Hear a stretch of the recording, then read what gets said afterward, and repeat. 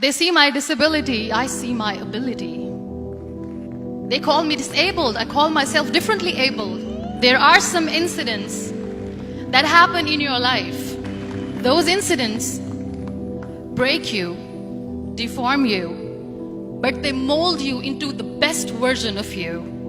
And the same thing happened to me. I was 18 years old when I got married. My father wanted me to get married. And all I said was, if that makes you happy, I'll say yes. And of course, it was never a happy marriage. Just about after 2 years of getting married, I met a car accident.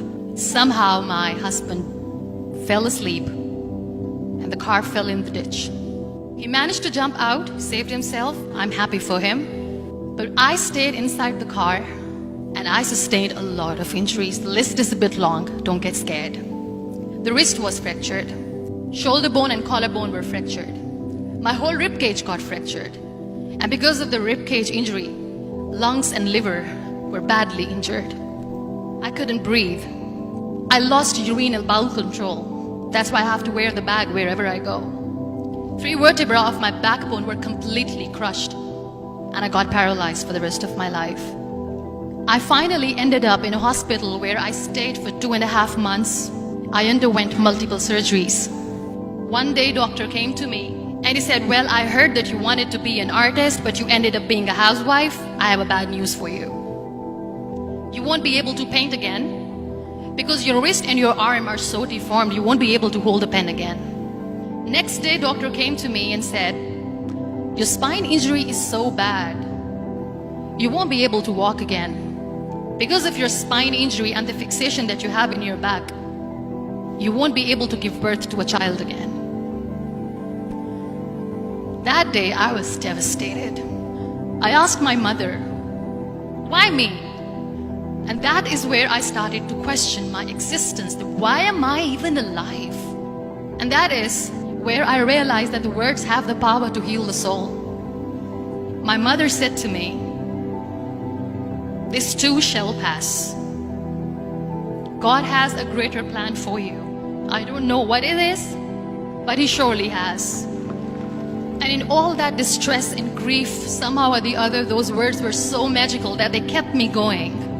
One day I asked my brothers, I know I have a deformed hand, but I'm tired of looking at these white walls in the hospital and wearing these white scrubs. I'm getting tired of this. I want to add more colors to my life. I want to do something. Bring me some colors. Bring me some small canvas. I want to paint.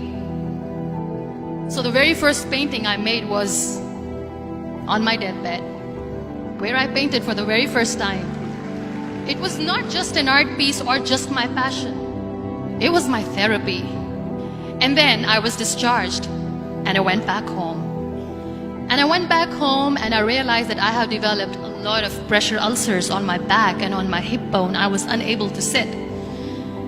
There were a lot of infections in my body, a lot of allergies. So doctors wanted me to lie down on the bed straight for not 6 months, for not 1 year, for 2 years.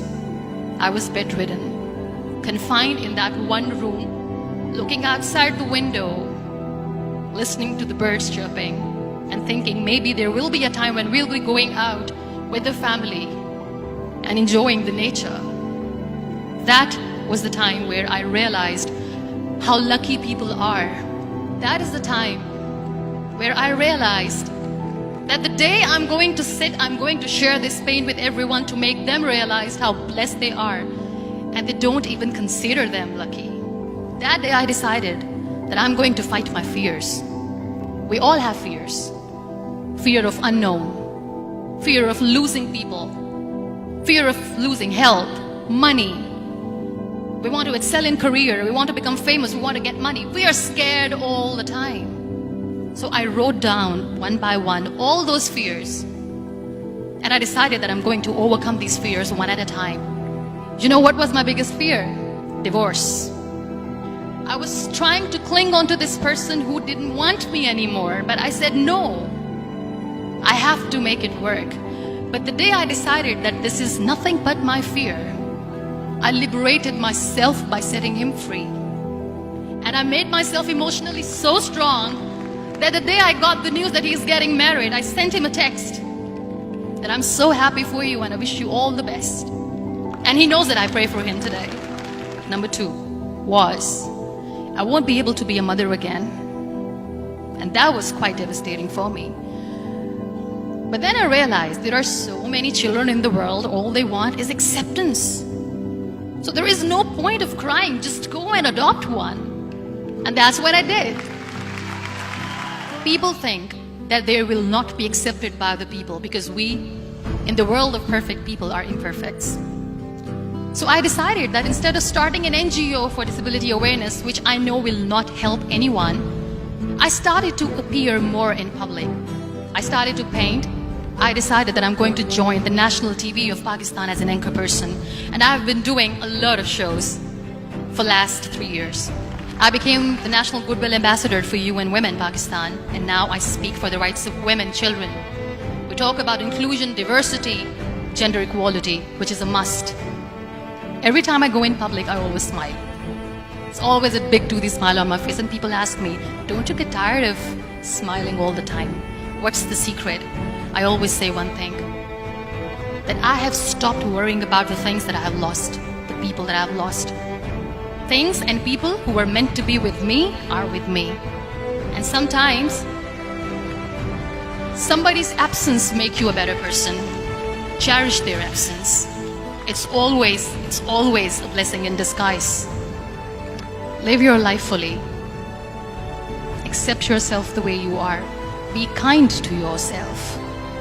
Be kind to yourself. I'll repeat, be kind to yourself, and only then you can be kind to others. Love yourself and spread that love. Life will be hard. There will be turmoils, there will be trials, but that will only make you stronger. So when you accept yourself the way you are, the world recognizes you. It all starts from within.